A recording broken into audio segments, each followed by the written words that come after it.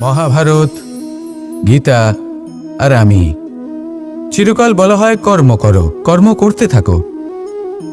কিন্তু শুধুমাত্র কর্ম করাটাই পর্যাপ্ত নয়, কর্ম কিভাবে করা হচ্ছে, কোন দিশায় করা হচ্ছে সেটা বুঝতে পারাটাও অত্যন্ত আবশ্যক। ভাগ্যের ভরসায় থাকবেন না। ভাগ্যের দ্বার যদি বন্ধ থাকে তাহলে নিজের কর্ম দ্বারা আপনি সেই দ্বার খুলে দিতে পারেন। এবার আপনার পথে যদি কোনো বড় পাহাড় চলে আসে তাহলে আপনি কি করবেন? ভাগ্যের ভরসায় বসে থেকে হাহাকার করলে তো হবে না। ভাববেন যে আমার ভাগ্যে এটা লেখা আছে তাই এই সমস্যা নিজে থেকেই পথ থেকে সরে যাবে। না, আপনাকে কর্ম করতে হবে। নিজের কর্মের দ্বারা এমন কোলাহলের সৃষ্টি করুন যাতে ভাগ্য নিজেই আপনার জন্য সেই দ্বার খুলে দেয়।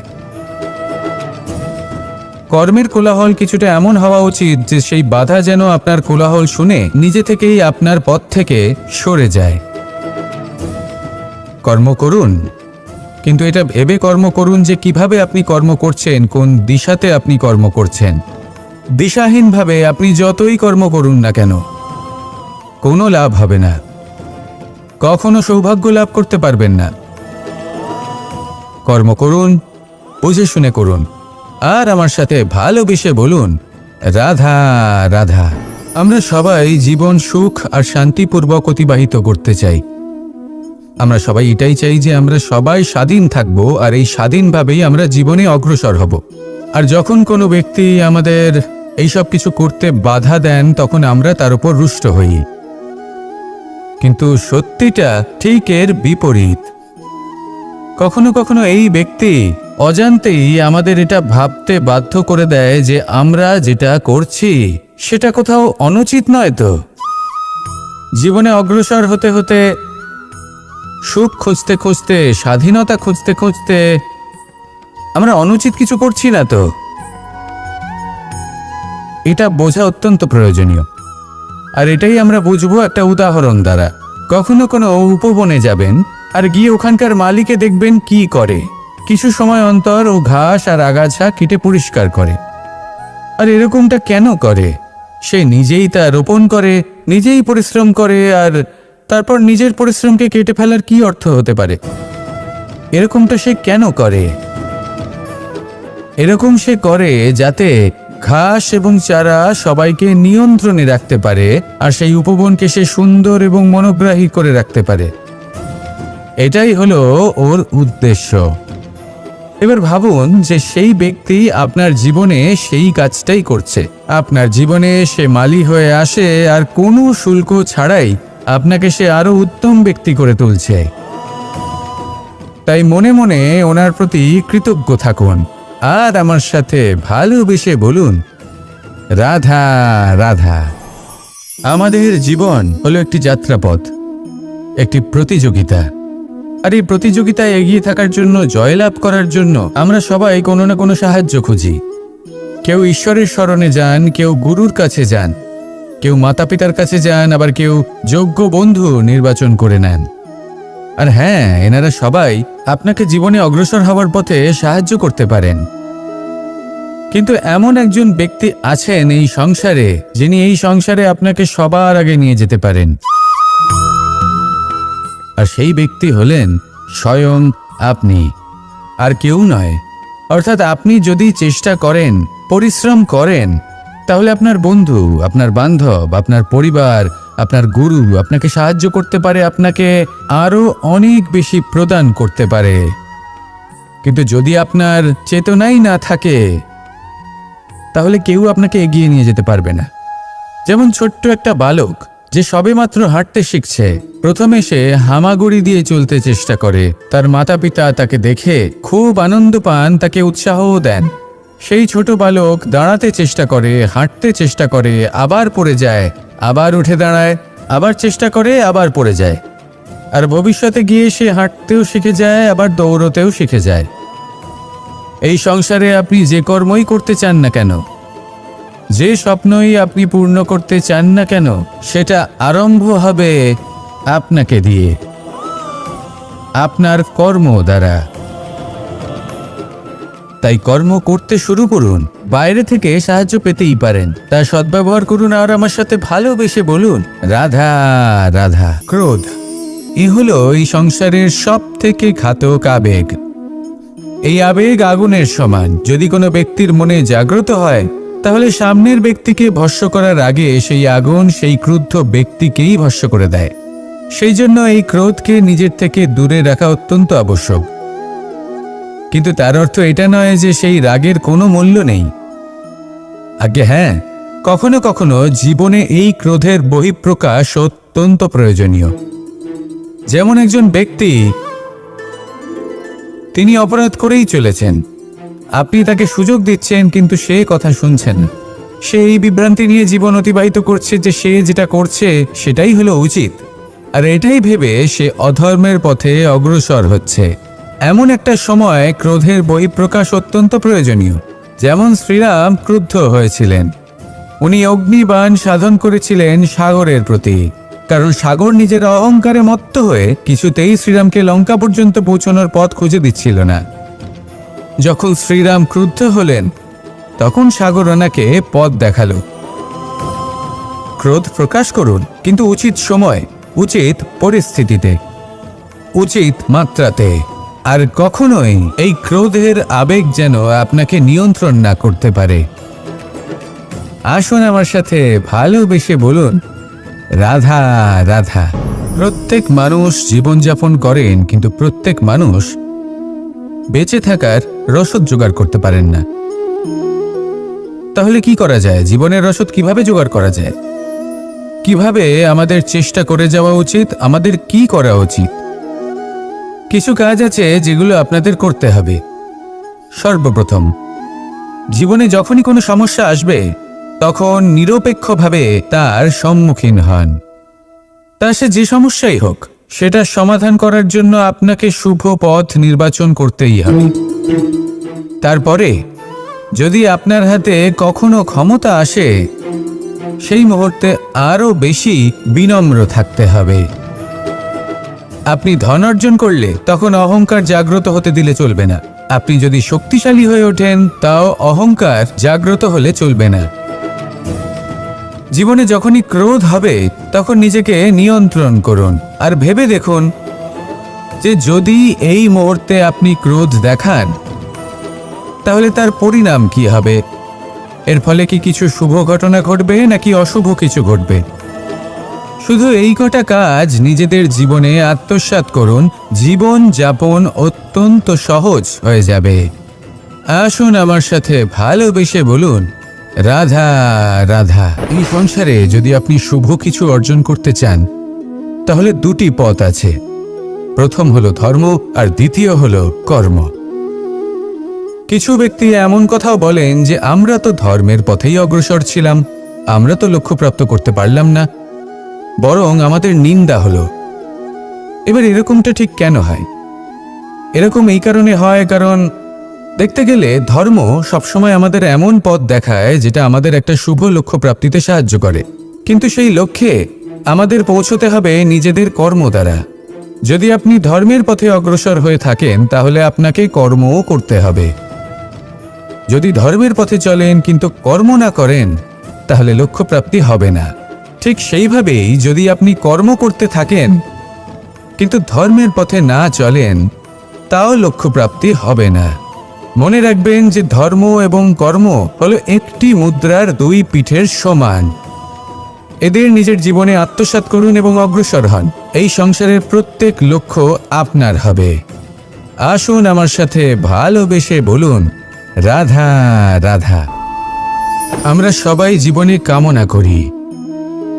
কেউ ধন সম্পত্তির কামনা করি, কেউ ভালোবাসার, কেউ বন্ধুদের, কেউ নাম খ্যাতি আদি ইত্যাদি।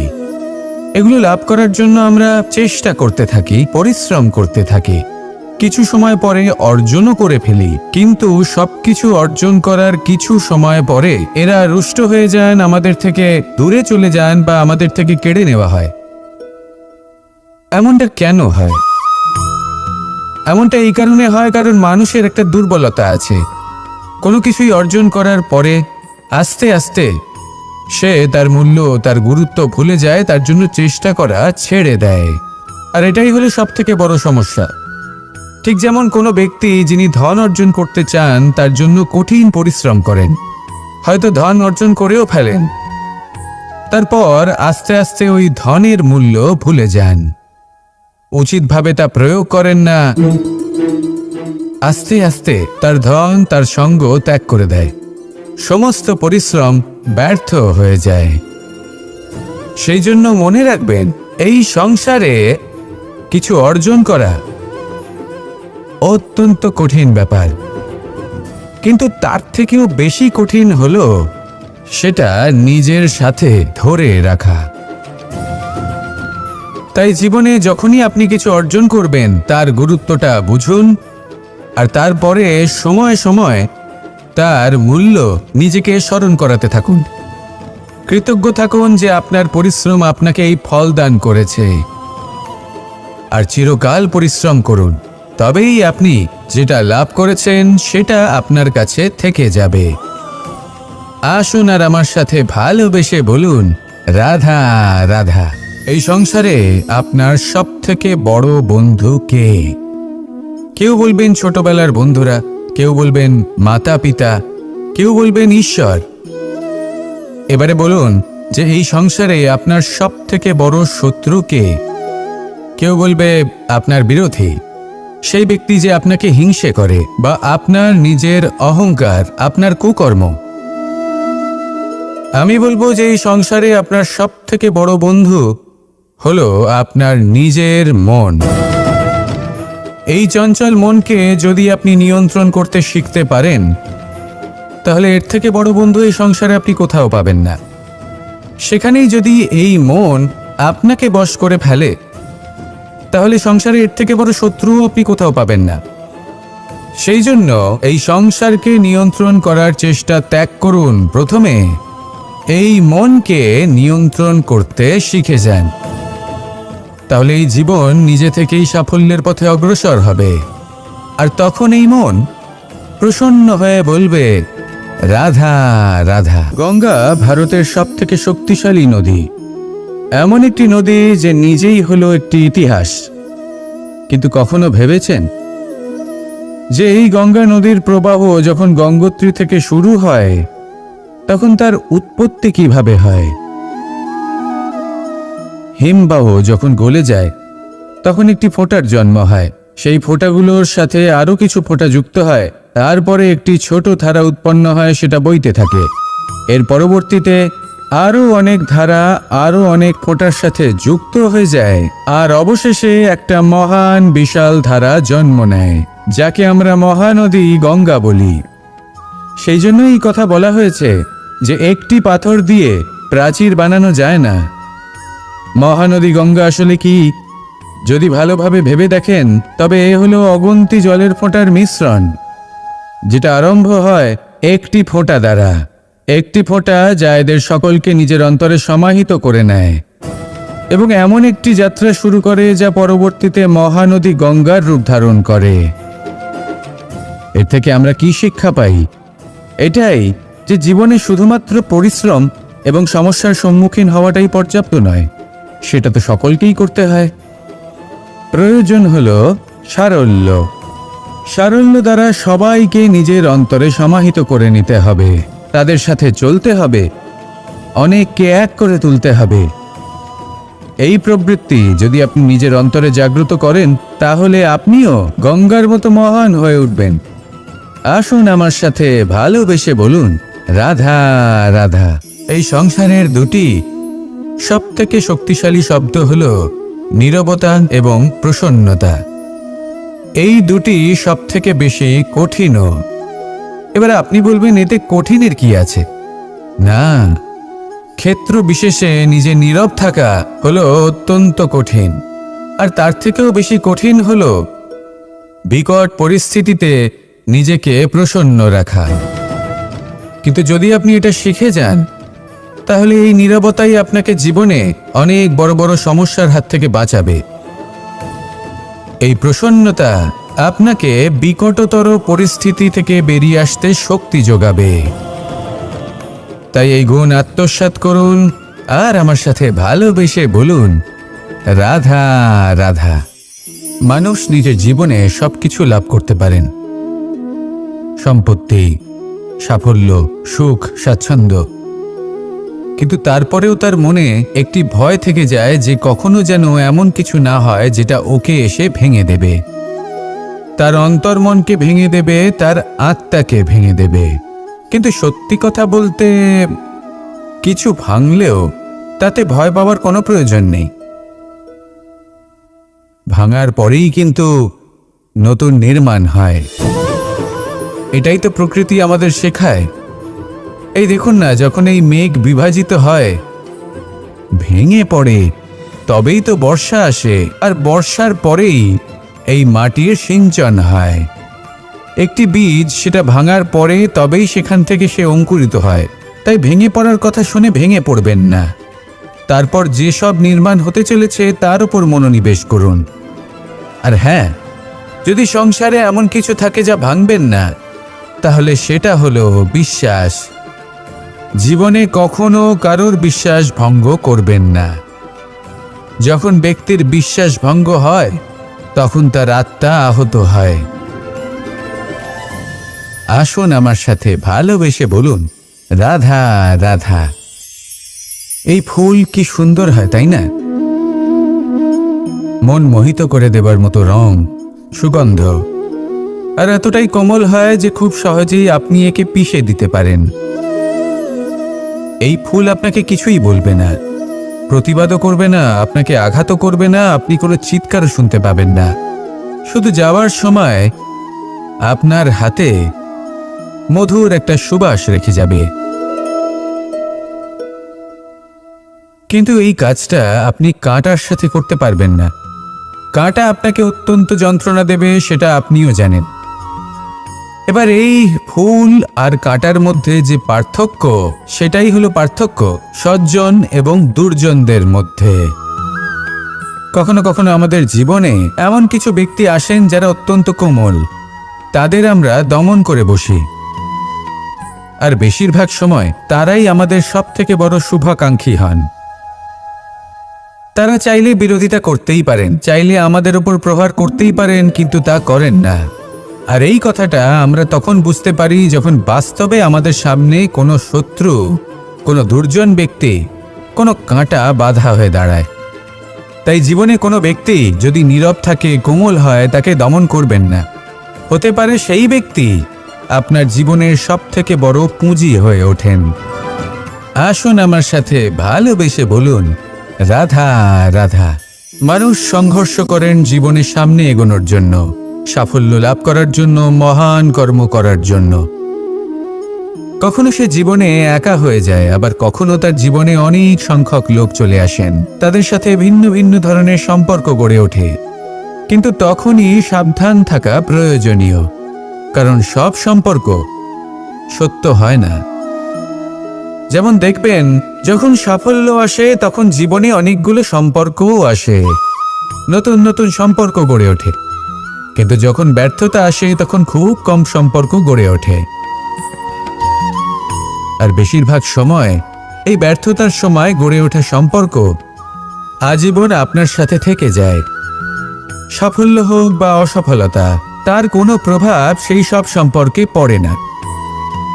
সেখানেই সাফল্যের পরে যে সম্পর্ক গড়ে ওঠে, বেশিরভাগ সময় এমনও দেখা যায় যে তার মধ্যে বেশিরভাগ মানুষ আপনাকে নিজের কাজে লাগাবেন, আপনাকে ব্যবহার করবেন, সময় এলে পরে আপনাকে ঠকাতেও পারেন। এর অর্থ এটা নয় যে আপনি জীবনে নতুন সম্পর্ক বানাবেন না, অবশ্যই বানাবেন, কিন্তু ব্যক্তি এবং সম্পর্কের পরখ করা আবশ্যক, আর সময় সময় সেটা করা আবশ্যক।